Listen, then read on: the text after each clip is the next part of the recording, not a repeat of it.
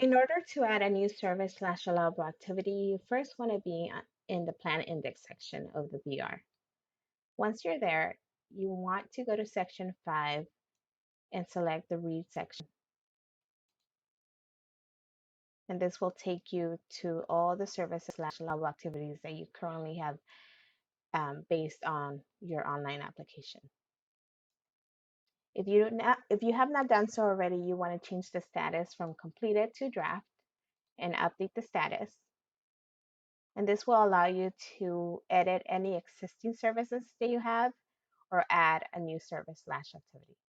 We want to add a new service activity, so we're going to select the new service activity button and select OK.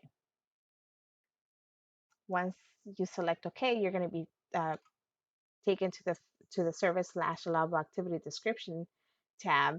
And here's where you're going to start entering all the information for your new service slash allowable activity, just as you would when you were creating a new service slash activity during your online application.